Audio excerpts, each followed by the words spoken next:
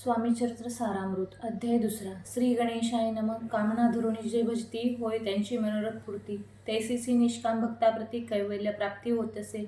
अक्कलकोटा माझारी राचप्पा मोदे याची घरी बैसली समर्थाची स्वारी. भक्त मंडळी वेष्टीत साहेब कोणी कलकत्त्याचा हेतू धरुणी दर्शनाचा पातला. त्याच दिवशी साचा आदर तयासा केला की त्यास वे एक पारसी आला होता दर्शनासी. ते येण्यापूर्वी मंडळीसी महाराजांनी सुचविले. 3 खुर्च्या आणूनी बाहेरी मांडा म्हणते एके हरी. दोघासी बसवणे दोहोरी तिसरीवरी बैसले आपण. पाहुणे समर्थांचे तेज उभयंतासी वाटले चोज. साहेबाने प्रश्न केला सहज आपण आला कोठुनी.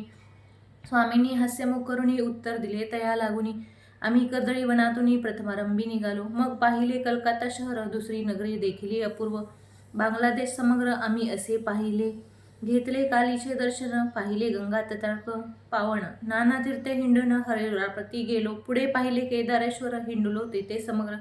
अशी हजारो हजार नगरी आम्ही देखली. मग तेथुनी सहजगती पातलो गोदा तटकाप्रती. जेची महाप्रख्याती पुराणांतरी वर्णली.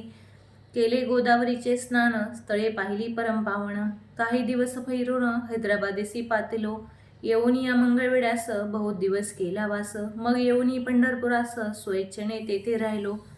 तदनंतर बेगमपूर पाहिले आम्ही सुंदर. रमुले आमचे अंतर काही दिवस राहिलो.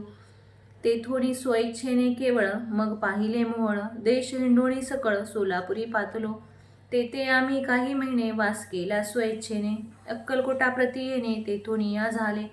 तैपासून या नगरात आनंदे आहो नांदत. ऐसे आमचे सकल व्रत असे मुळापासून. 12 वर्ष मंगळवेढ्याप्रती राहिले स्वामीराजे अति. परीस त्या स्थळी प्रख्याती विशेष त्यांची न झाली. दर्शना येता साधू दिगंबर लीला विग्रही अतिवर. कमरेवर ठेवूनी कर दर्शन देती तयांसी.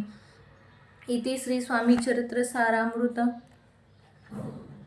नाना प्राकृत कथास्मत आनंदे भक्त परिसो द्वितीय अध्याय गूढा. इति श्री स्वामी चरित्र सारामृते द्वितीय अध्याय. श्रीरस्तु शुभमस्तु.